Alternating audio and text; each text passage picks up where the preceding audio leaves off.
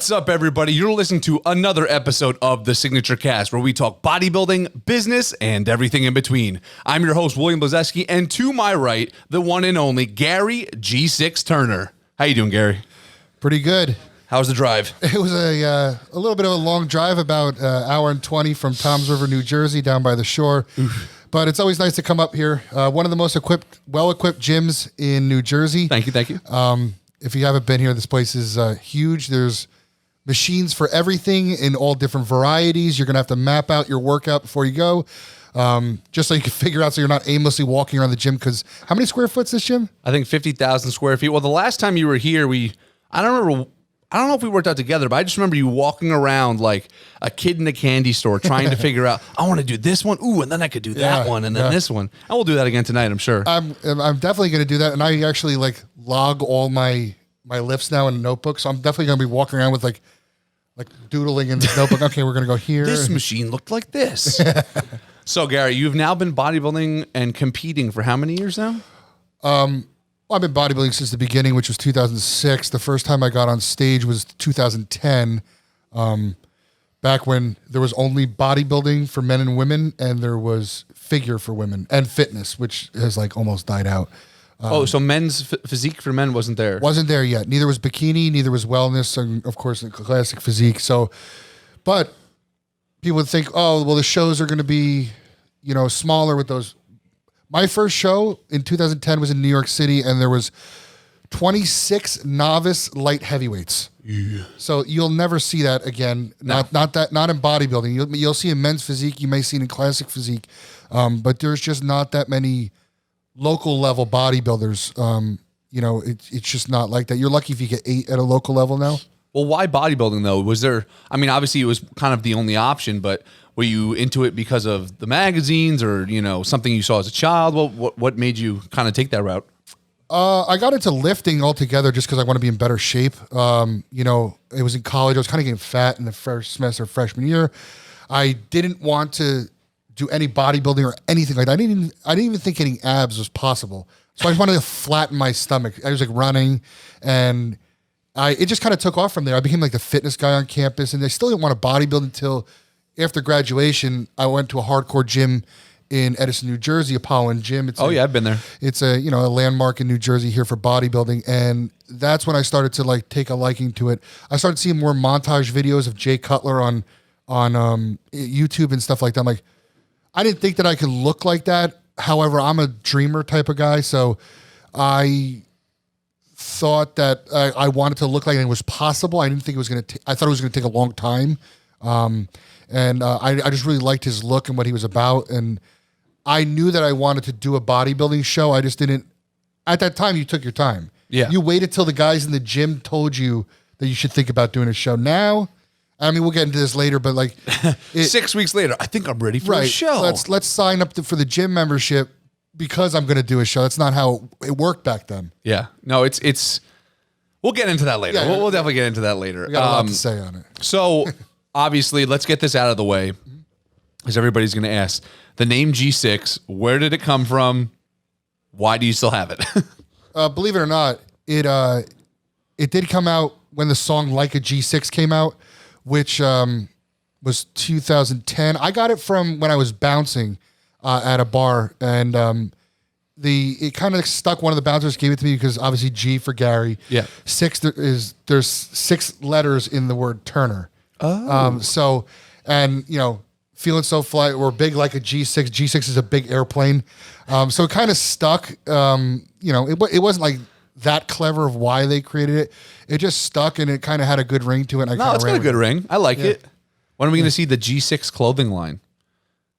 I've thought about it. Yeah, maybe when you get the pro card. Kind of combine them right there. Combine them, just a 1-2 punch. Piggyback it right in there. Well, obviously, other than your own clothing line, you are an animal athlete, correct? Mm-hmm. Yep. How is it like working for that company? Obviously, we know they have some amazing products. We have some of them here. Animal Pack, Animal Immune, which is new, yes, right? And I believe this is Cuts. Yes, that's actually the first fat burner I ever used. I used that in college. Yeah, Cuts.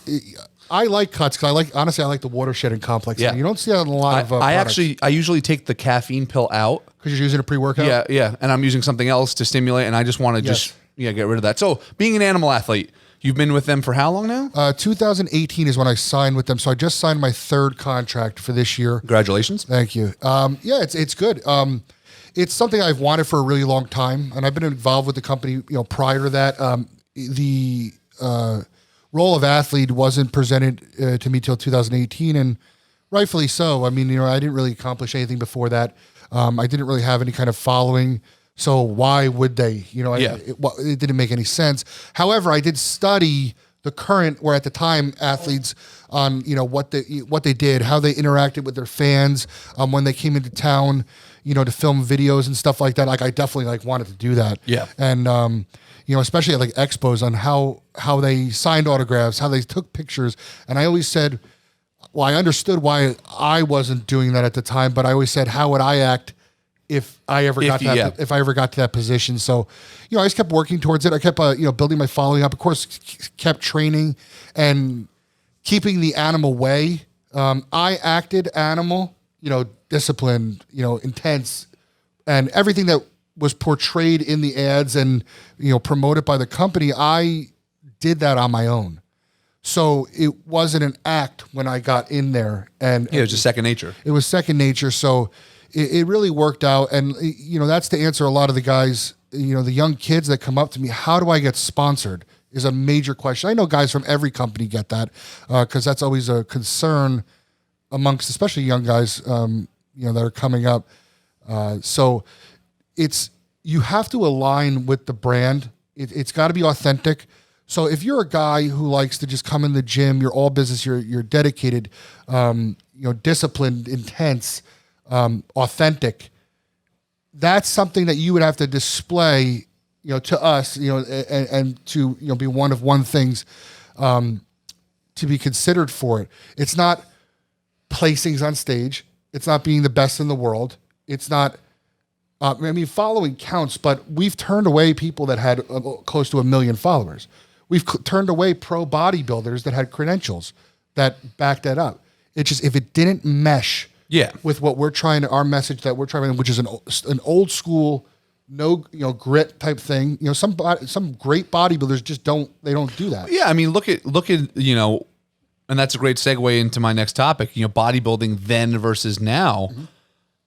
Look at, for example, great bodybuilder, Sean Ray, dressed nice, the Ferraris, always was wearing the best clothing, kind of represented he wanted to be the Flash a little bit, mm-hmm. and all those types of things. And that's not a knock, but that's just that was him, that was his personality. I remember seeing the old ads for Animal with Frank McGrath and these guys when they're, getting up out of their bed and I gotta take my pack.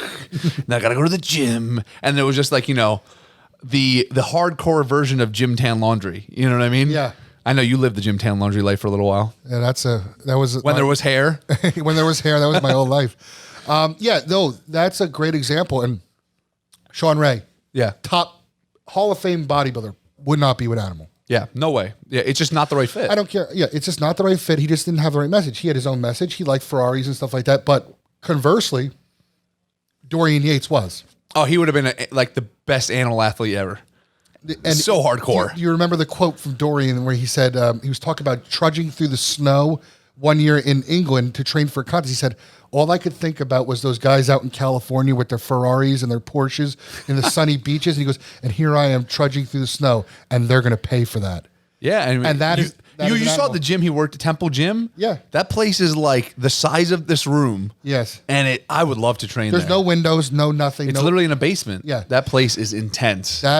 It's no longer there, unfortunately. Really? Oh, yeah. It's not there. I didn't know that. That sucks. Unfortunately.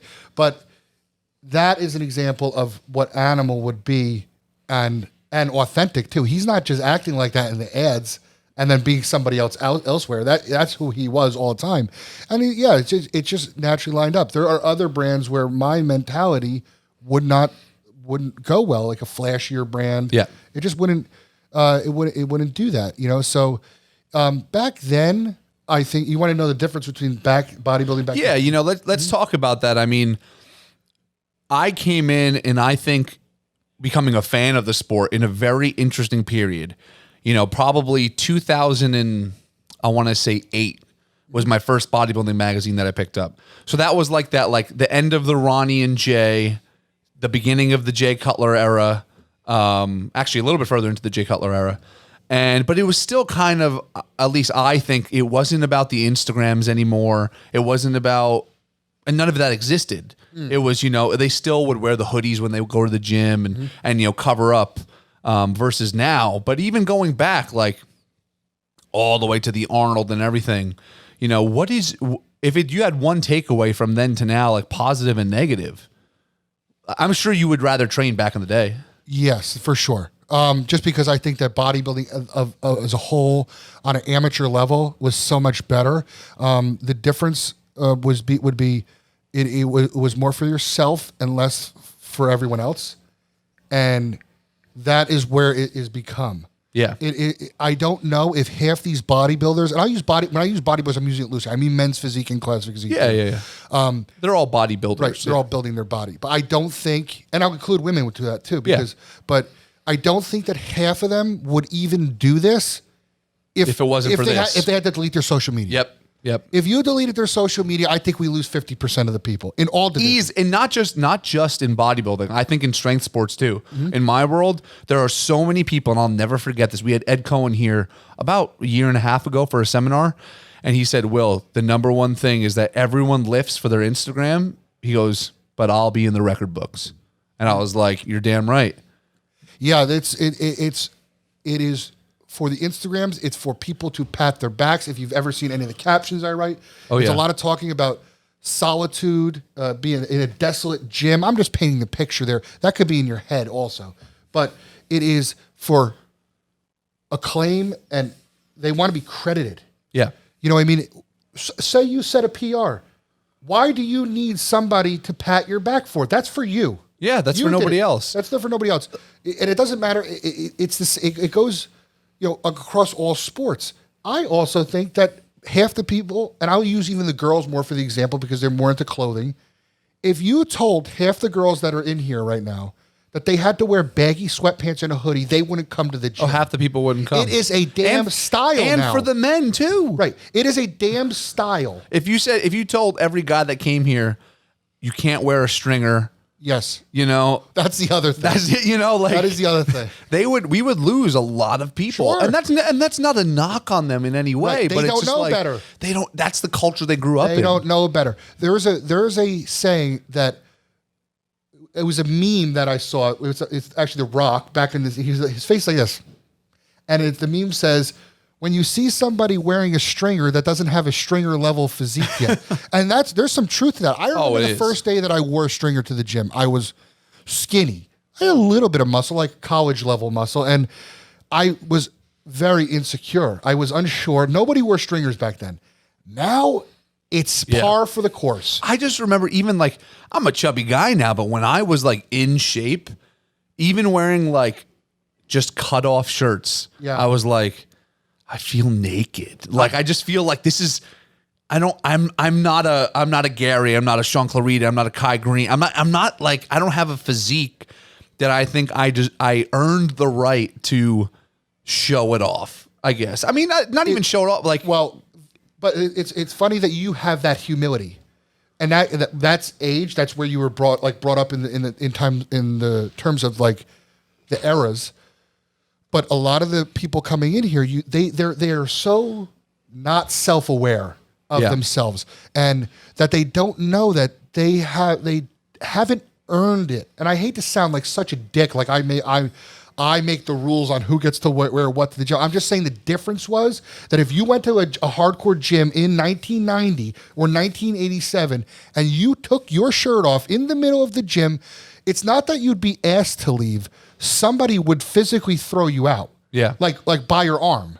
And it's just, the rules were different. That was before my time. And but like what you said, you're not being a dick per se. I think it's just how it was brought up. It's like these people, and I don't think none of them are doing it in a negative way. No, they're not. It's just that so many people, and I find myself falling into it, is like they're looking for a gratification, and it's like it's almost as like wearing tight pants wearing stringers, showing off, 90% of your body is like the only tool they think that they have to get like those likes and to have, like something build up their self-esteem. And it's really unfortunate. Like coming from a guy who's been on both the spectrums, I was down to 275, which seems like, heavy for most people. But for me, that was like, I was at like 10, 12% body fat. And I was like, oh my God, I have abs starting to come out versus, hitting 400 pounds the other day. And I was like, oh my God, I need to lose some weight. None of that ever affected like, I'm like, I gotta lose weight. I don't feel great about myself. But it never was like, oh my God, I'm so depressed, blah, blah, blah, blah, blah. What am I going to do? No one's going to. And I think that this has ruined that. And it's it's ruined it for the everyday, and it's ruined it for bodybuilding especially. They probably have psychology books out about what social media has done. Oh, I'm sure they do.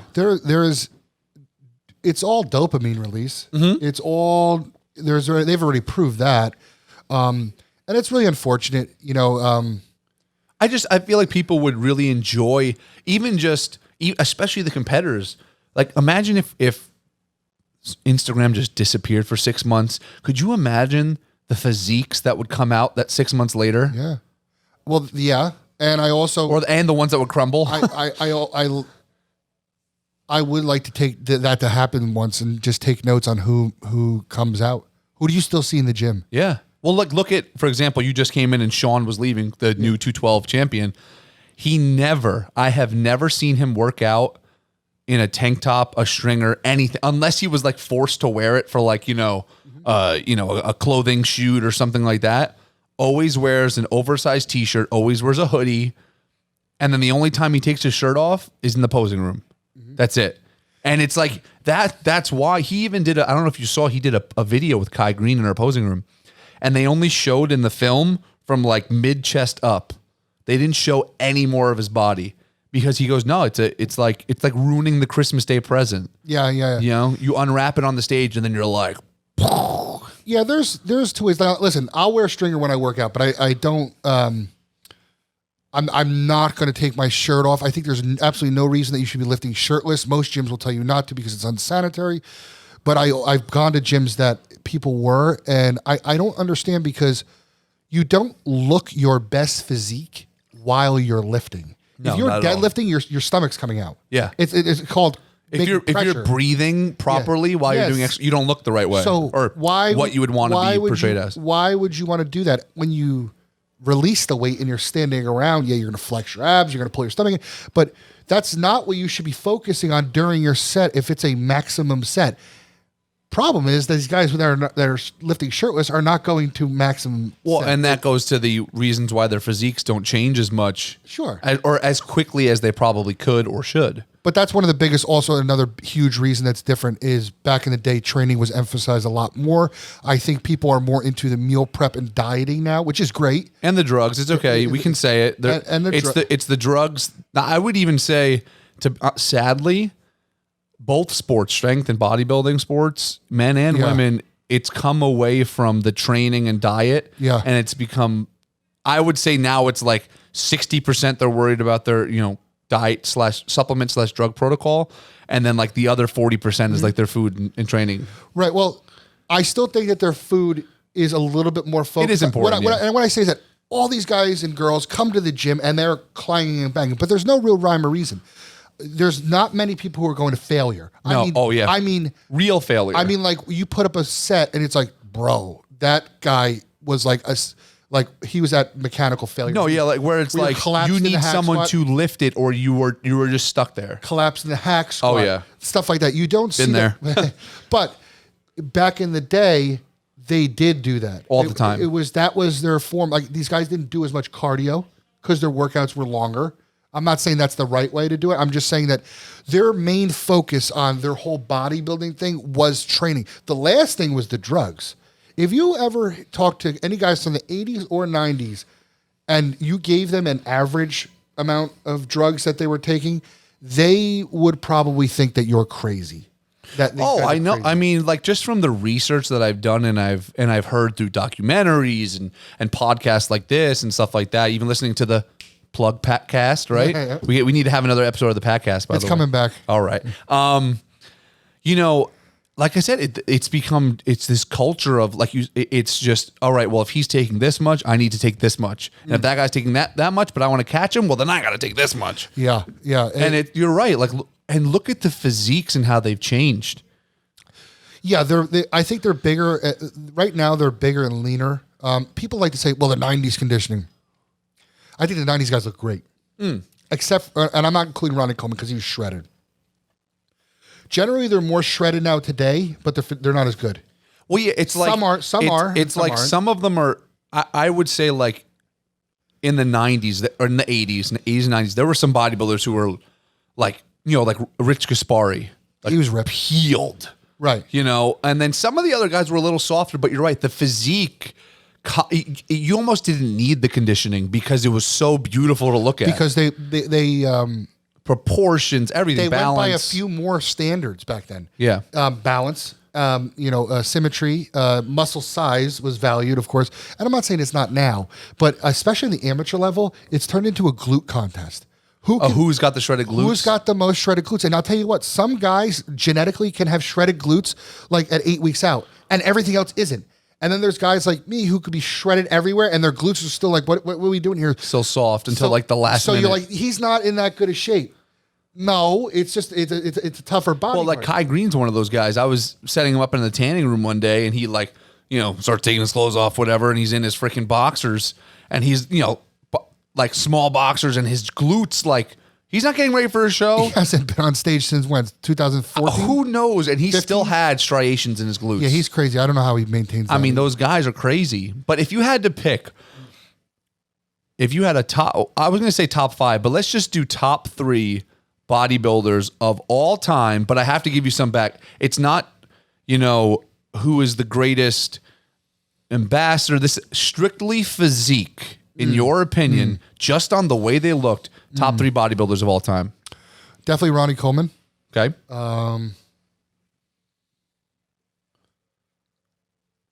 Phil Heath. Okay. I'll probably catch shit from the Dorian crowd, and not because I'm not going to put him there, but he's up there. I'm gonna say Jay. So you're gonna like mine. Okay. You have to put early Ronnie, like 99. That was a crazy year, but I like the 2003 Ronnie. Oh yeah, well you're G6. You want to be big and huge. I like the 293. Well, at the press conference, he goes, "Gunther's over here talking about he's 300 pounds. I'm 300 pounds too. What you want to do?" And he took his shirt off. Like that one was great. It was. But I'm like, I think I like the 99. Ronnie Coleman with the small waist, with the really small waist. That'd be my number 1 because even though his weight, even though he got a little bit bigger, his proportion at the time it's still. I don't think I've ever seen anybody that can pull that off. Second would probably be Kevin Levrone. Be the only thing and I'm just talking about like, Kevin's a tough one. He's great if he had a little bit more legs and back. Hands down. Crazy. But like the front most muscular? Yeah, because we all want triceps and shoulders. Oh my God. All right, we'll take it. But definitely Ronnie. Definitely Jay Cutler. Especially, I think it was the German Grand Prix. He just posted it not that long ago where, he was another one. People think he had a blown out waist all the time. Yeah. He used to have a really tight waist. People don't realize every guy who's of significant size will have a little bit distension in their stomach because of the amount of food you're eating. Oh yeah, they want to blame the drugs, and maybe that is a little bit. But I also know guys that take a lot of drugs that don't have that, but they don't push food. They don't push the food, and Jay pushed food. Jay pushed food. There's times that I still have to eat a meal, and I'm like, dude, I should be going to sleep right now. Like it's done, and I still have to get another meal, and I stick around for it. And when you go to bed, it's like it digests after a while, but it's but you wake up, you're waking up, and you really don't want to eat.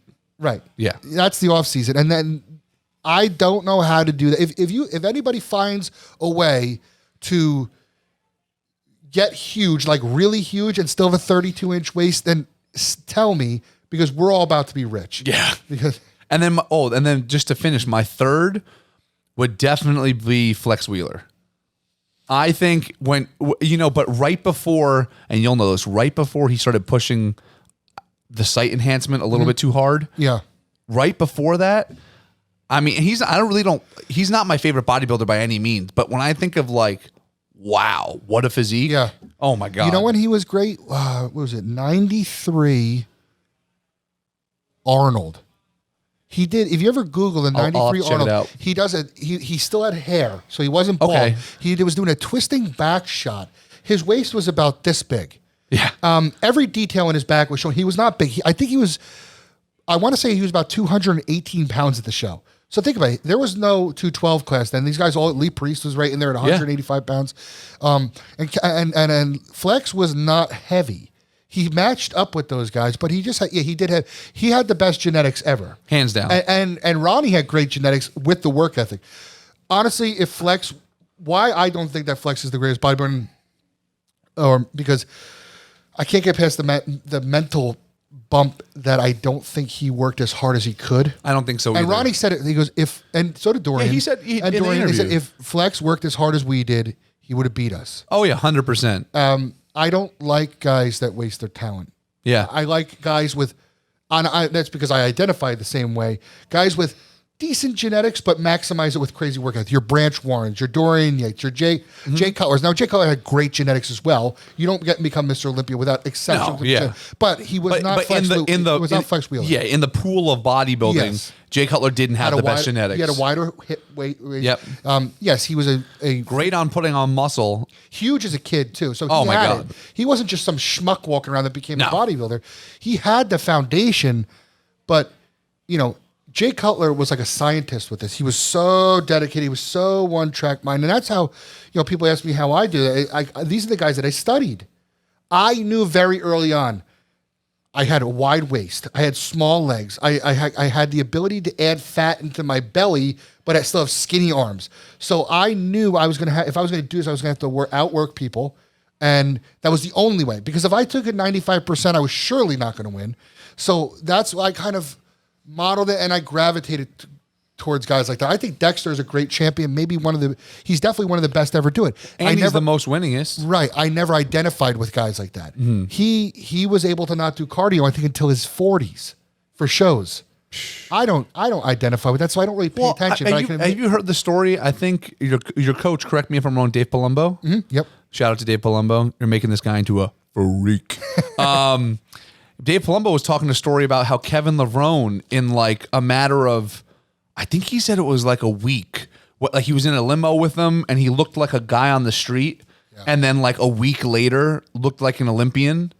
Kevin can change the most out of anybody. Anybody you've like supposedly of like anybody in bodybuilding history. Well, Kevin wouldn't even go to the gym in the off season. He wouldn't take any drugs in the off season, and he didn't really eat. So when you say growing into a show, that guy did it. Yeah, he said he'd show up for almost like 5 months of the year he wouldn't train, right? I don't understand that because I like being in the gym too. Yeah, yeah. Well, I know the music was a big thing for him, so he like would do his own thing. But could you imagine do you really think you could compete if you were like, 5 months, no training? No, I wouldn't win, but I also mentally would not be okay. I'm already trying to mentally prepare for what I'm going to do when I retire, because you're not going to look the same. Mm-mm. You're not going to get the same interactions with people. And for the last 14 years, this has been my identity. So, and it's a visual type of job or hobby or whatever you want to call it. It's not like baseball. You are only known as a baseball player on the diamond, and when you retire, you're still you visually. Yeah, you're still, because you weren't like this otherworldly physique. I'm used to being this way in the grocery store, in the mall, and that is and I of course love it. So that's going to go away when I retire. Gary loves it. Trust me, I've seen it. That all goes away when you retire. So that's going to take a mental toll. I mean, and I know it will be. And I've talked about it with my wife and everything like that. This isn't going to go forever. It can't go, or we all know where that ends up. Yeah. And that's sadly. And that's not good. So you have to know when it's time. And it's a very hard thing. So Kevin obviously did not have that hump that he had to jump over. He was okay with shrinking down, being a normal guy, and then when it was time to win bodybuilding shows, he made it happen. So, I don't think I could do that. I like being the big guy. Yeah. It's just how it is. I tell you what, I've like I said, now being on both, like I love being a big guy. I also love fitting into clothes. Yeah. I love easily getting in and out of cars and places and all that stuff. What size dress shirt do you wear? I don't even own a dress shirt. You'd have to be probably a 5X at least. Well, yeah, it depends. Like I have some 4X like button downs. Yeah.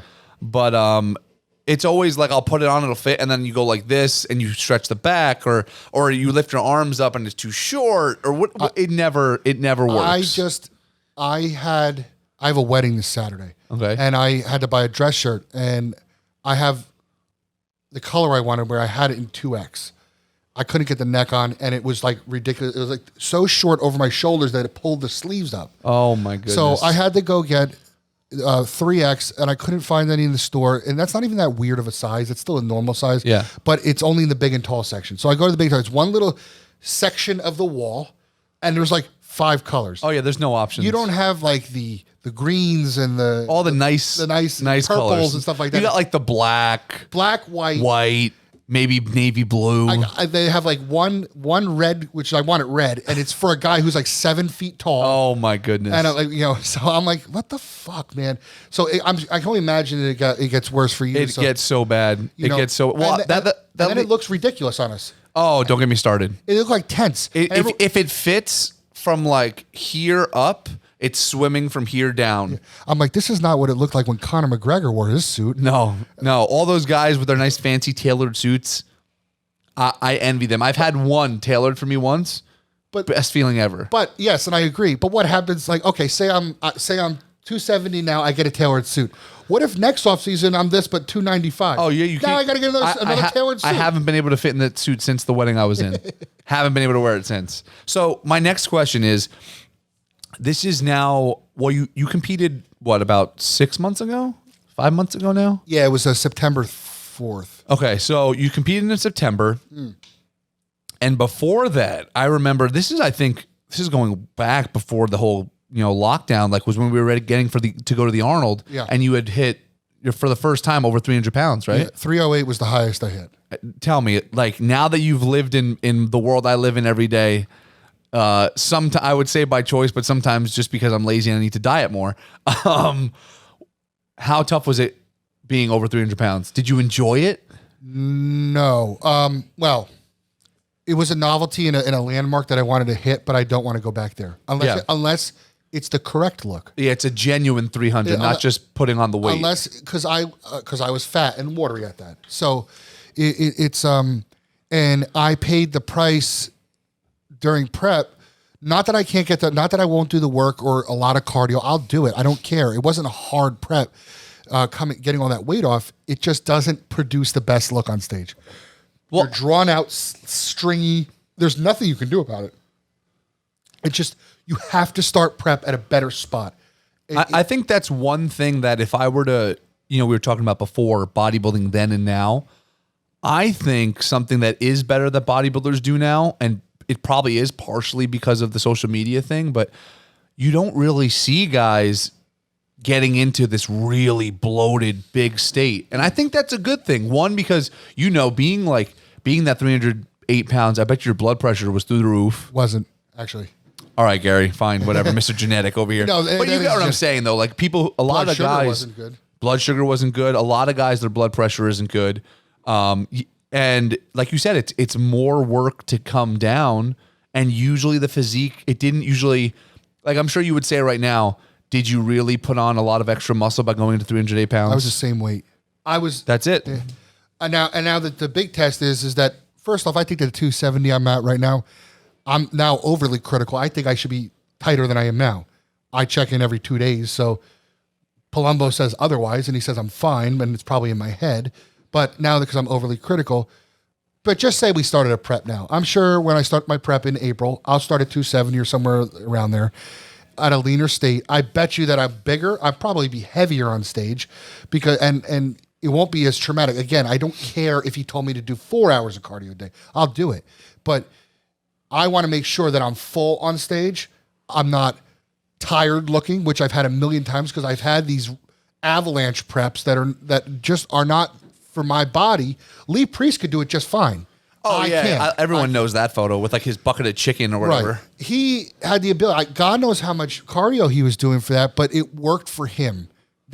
I've done it time and time again. It doesn't work for me. I know, it's Instagram is deceptive too. Back then everybody's like, dude, you weren't even that heavy. Like you weren't like fat back then. I'm like, I was showing you pictures that I wanted to show you. Most musculars with a stringer on, you're not going to really look too fat in those. Yeah. But I was side chest would be different. Yeah, I didn't show. Well, I show that one, but I wasn't showing you a trunks back double bicep where the fat was hanging over the trunks and my glutes look like freaking marshmallows. So Palumbo sees those pictures. He sees when it's getting out of hand, and often he sees it. So. He'll make the adjustments and go as it may. So yeah, I don't think that it wasn't bad, but I want to win a bodybuilding show here. Yeah. And you know what? Being over 300 pounds is all great when you first do it and everybody goes, oh, that's incredible. But then they don't give it a shit. Yeah. They don't care after. They're just like, what are you going to look like on stage? Right. They don't care. It's the same way as buying a really expensive house. Your friends come over and go, oh, wow. But you're the one stuck with the mortgage. That's right. That's right. So that's kind of how I relate it. Being 308 pounds, not very fun. Nope. Not very effective. Nope. So game plan 2021. Yep. Are you going for the pro card? I am, and it's going to be the same show. It's going to be the North Americans on September 2nd, which is a Thursday, which is a little odd. I never competed not on Saturday. They guys have all the body. It's a 4-day show for different divisions, so bodybuilders are going to go on Thursday. So that means I'll start probably peaking or the depletion probably on the Saturday before. Oh wow! So I'm gonna do a. I don't call it a warm up show. I hate when competitors call their first show a warm up show. I don't need to qualify, but I just want more experience on stage. So well, and tell me if this is true. I've heard a lot from like I said, listening to videos and things with other people that a lot of the times your body will almost like rebound into the next show just better. Yeah, I did that in 2017. I was really drawn out for the East Coast. It was in October. I won the class, but I was flat, shredded, but flat. So at the time, my coach said, listen, here's what we're going to do. We're not going to do cardio. I had a show 2 weeks later. That was the Easterns. He said, we're not going to do cardio. He added a little bit of red meat to each meal, like 3 ounces to each meal. And I didn't do cardio for those 2 weeks. Came in from 212 at the first show to 222. And while I wasn't as razor sharp, I was significantly fuller and bigger and like, so it made impressive. You look better. Yeah. I was more impressive. Yeah. So it wasn't like, my glutes weren't as shredded, but overall it was like, dude, you look way crazier. And way better. I took second at that show. It's a much higher competition. So it's adding a little bit of muscle this year, focusing in the right places. In the right places. What would you say your weaknesses are going into the show? Legs, and I honestly think that if I can hold on to my legs, that they might be one of my better body parts on stage this year. I will say the photos you've been posting lately, you're definitely getting a lot of hamstring drop. Yes. And the sweep is definitely growing as well. The main focus was, of course, the sweep, but that's also genetic for me. Yeah. It was the adductors. You can add a ton, and it just like everything was focused on bringing in the deep squat. Of course, I posted the hack squat a lot. That's still my main movement, but I've also incorporated a lot of safety squat bar back in. That's a recent change, but I got to make sure I don't go for crazy weight that I can't get to the hole. I got to get to the bottom because your adductors are going to take over that. Get that nice stretch reflex and all that stuff. Yes, so it's for me that is bringing out like the adductors because if you think about it, Tom Platt's one of the biggest legs in the game. If you really look at it, his sweeps weren't that crazy. His adductors were enormous. So if you put a tape measure over his leg, it was like probably 30-something inches. But his legs looked huge and 3-dimensional because he had huge adductors. So for a guy like me whose sweep doesn't come flying off his hip as much, and that's again genetic. It's genetic. You can keep adding. I have a wide waist, so it's going to look like that. I'm still just trying to fill in that inner leg. Well, I will say for your last prep, when I saw you here at the gym, I'm sure, like we were saying before, a lot of people get the whole, they force feed the food and the stomach. You pulled the vacuum for me, and I was like, Wow. Yeah, I was practicing a lot. I'm still practicing now. I can't do it like that. Just because of the weight? Yes, it doesn't go in. However, when I hit my front double bicep right now in practice, I'll still pull the vacuum to my best ability, and it kind of keeps my stomach flat. Yeah. Because I notice when I pose the front double and I blow my air out to flex my abs and crunch down, it makes my lats disappear. Oh. So it's horrible. There's so much more to bodybuilding than people realize. Oh, yeah. Especially when it comes to the posing. You could look like the best guy on stage, but if you don't know how to present it, I mean, and I'm sure if we took a second, we could think of bodybuilders who do that exact thing. Yeah. You know, hide your weaknesses. Like you say, I have a pec tear. Had it the whole time. I don't like my front lat spread because of that. Now, I'm gonna have to hit it in mandatories. They're gonna get a shot at that. But it's one pose. But in the free posing round, you'll never see me hit a front lat spread. And you'll always do the side chest on the opposite side. Yep, that's what one. Also, why I don't have tattoos on that side. I'll get that tattooed after I retire. Okay. So that's purposely I didn't do that. But I'll do the side chest from that side. I'll do all my rear poses because they're strong poses for me. And then I'll hit abs and thigh because you're not going to see that's a good pose on stage for me. But you'll never see me hit this and it's dented. For the front double, if I stretch open, you don't kind of don't notice it. If you really look for it, you can. But posing is a major thing. People don't work on it. And it also in terms of that, one, the conditioning of posing. That's the one thing that people lack, and I worked on a lot, and I'm going to continue working on. My friend Frank Manarino, he used to drill me with posing, especially in the last 2 weeks. We used to do about a 40-minute session every day, especially in the last 2 weeks, where I would be sweating profusely all over my kitchen floor. We did it over FaceTime, and he would count. We got up to about 15 to 20 seconds per hold. That is torture. That's brutal. And random poses, not just the same order, because when you're at the national level, they can call whatever. They call side chest, and then quarter turn to the right, and then you got to sit there and do these awkward things. So it was all breathing, and if you're at that level and you're huffing and puffing, and they keep you up there for 20 minutes, you will not win. Well, not just that, like. I was talking to Sean, and we're watching him at the Olympia, having that conditioning, and I'm sure even like the day of, like practicing those poses, you'll see the guys who are unconditioned because they'll start dripping that water right down the middle of their chest. It'll start coming out. They're, like you said, they're huffing and puffing, and it's just, and on top of that, the trend in bodybuilding now, even if you do have quote unquote a gut, you better learn to control it and keep it in. Yeah. And those guys that don't have the conditioning in terms of their cardiovascular, like during a pose, dude, look at Phil. He turned to the side and then it was just like, yeah. I mean, he had the medical problems for that. But I mean, a couple years ago. But in the other coin of it, Rami probably won the Olympia because of his posing this year. Oh, yeah. If you go back and look at the tapes, I saw it happening live. He was the first guy into the pose and the last guy out of the pose. And they worked those guys. He held it the whole time. They worked those guys for, I don't know, 20 minutes, 30 minutes. I've said this before, and I'll say it again. I think it was 2000 or 2020. I think it was 2015 or 16. Rami had black trunks. He was, in my opinion, he looked better that year. I think it was 17. It was a few years back. He looked better. His conditioning was better. Everyone says he's the most peeled, blah, blah, blah, blah. No, he wasn't. He was better before. But just like you said, they asked him. He never stopped. Did you notice he would do his front lat spread, and then he never did this before. All of a sudden he would do it, and he would crunch down every front lat spread. He'd show it, and then he'd be like, and he would show that he had no gut, 6-pack straight down, 8-pack, whatever it is. There's only two guys that can do a front lat spread that way, which is basically a most muscular. Yeah. Rami and Ronnie.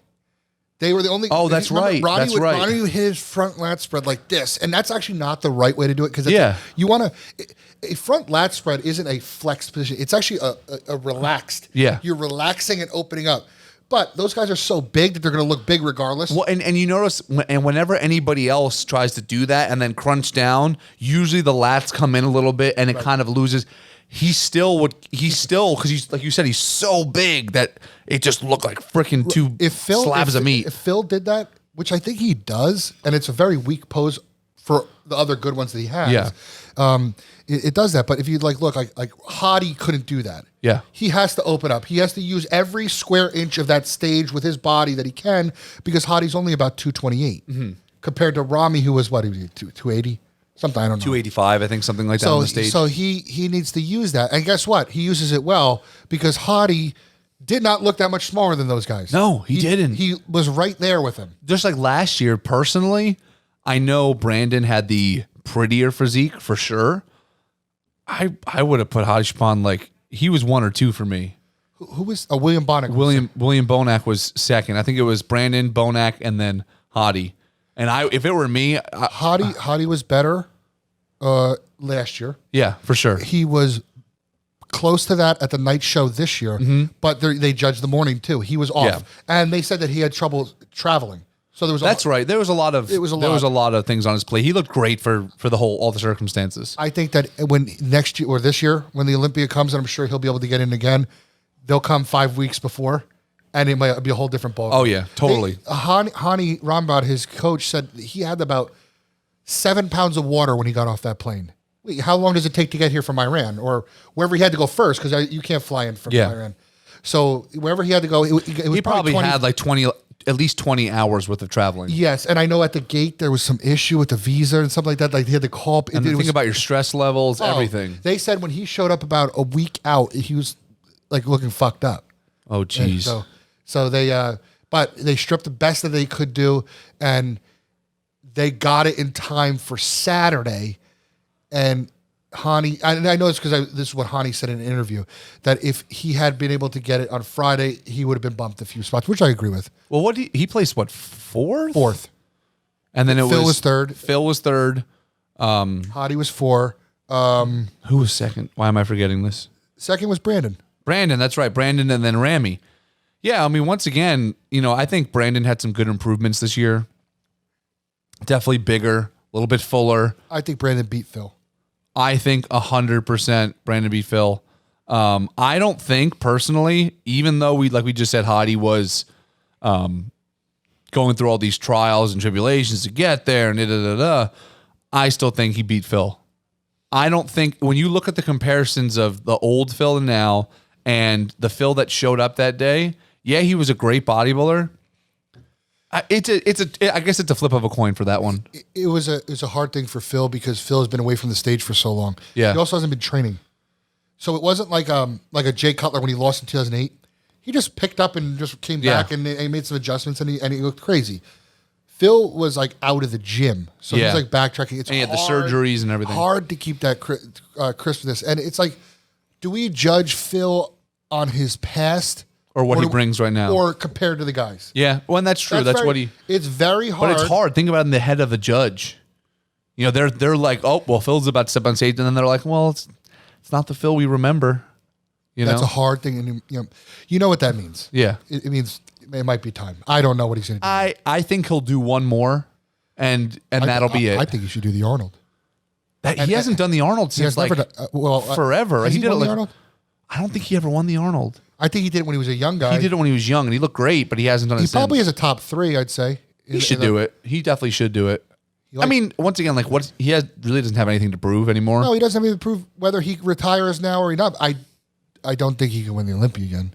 I don't think so either. Not with now. Rami's going to come in next year with a huge, steam and a train just rolling right into it. The hype and everything. I think next year you're going to see Rami Hottie top 2.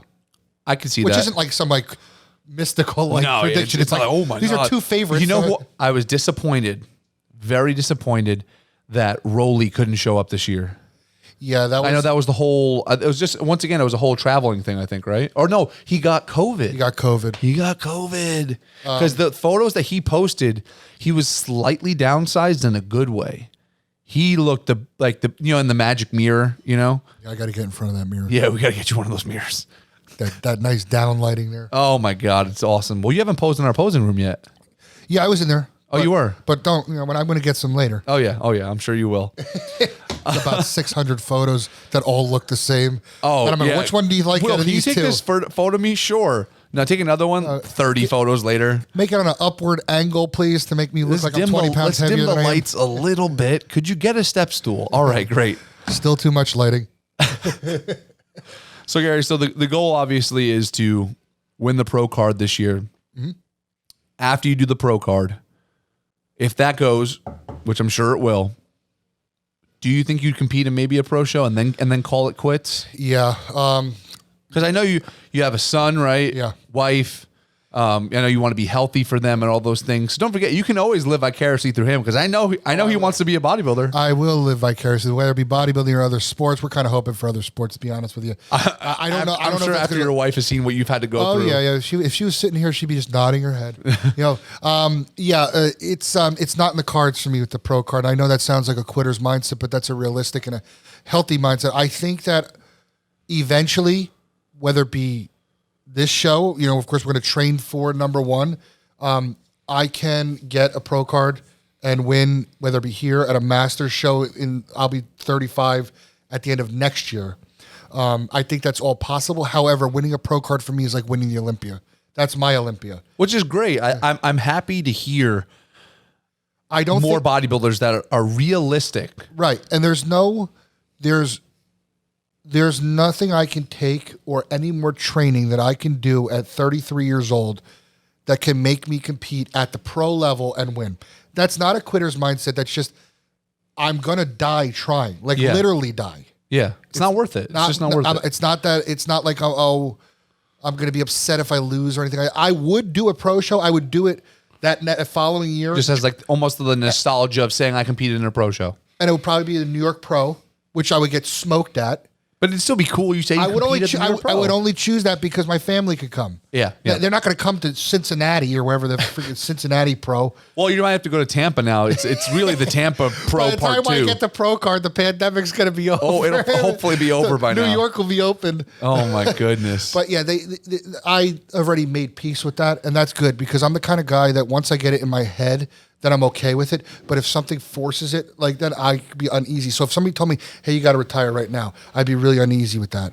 But if I said I'm good with getting the pro card and that's the goal, that's the job well done, then I can happily retire and stop doing all this shit. Well, I think, and to wrap up, if more bodybuilders took a step back and really assessed themselves genetically, their structure, their shape, we'd have a lot of healthier bodybuilders out there, and we'd have, and I think you can agree, I know the pro, well, not really in bodybuilding, but especially the title of a pro card has kind of lost a little bit of its luster. Yeah. But if we really had, like you said, back in the 80s, 90s, early 2000s, the amateur level bodybuilders were phenomenal. Oh, if you won the New Jersey State in the early 90s, not anywhere in the 90s, you were somebody. Yeah. If you won the Junior Nationals, you were really, really somebody. And they stepping stoned it. Now guys will go from the amateur level and go right to the pro qualifier level. Some will do well. It didn't work like that back then. I think personally the NPC rules should change, that you have to qualify the way you would do at a local level show, and then that would get you to junior level. You have to compete at the junior level, USA or junior nationals. If you place top 5, I'll give it top 5. Then you can qualify for the next year for your pro card, your pro qualifier. Yeah. Place top 5 at that show. You get the next year at the pro qualifier. You don't have to go back down. Bodybuilding would just be a better sport. Like I said, as a fan, you want to see those guys, and it's okay. It really, unfortunately, has become, like we said earlier, more of a drug culture and less of a training and dieting culture. Mm-hmm. And if somehow we can turn back the clock and get everybody back into that, bodybuilding will, I think, have a resurgence like it's never seen before. Yeah, it's at the pro qualifier level. Like when I went to North Americans last year, there was 30 heavyweights in my class, and the super heavyweights there was like 22. So it was a good turnout, and it seemed like that all through bodybuilding. So it's not like I'm not one of these guys like bodybuilding's dead. I'm just saying that back in the day, there were guys that didn't turn pro that were really close that are filthy good. Dave Palumbo.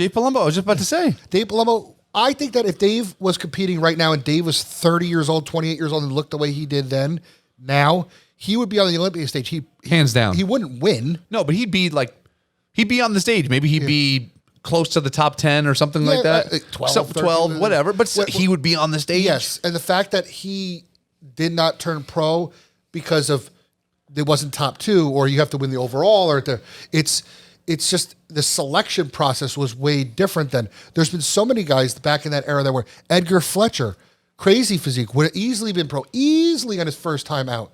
And it's just because it was just difficult to do it.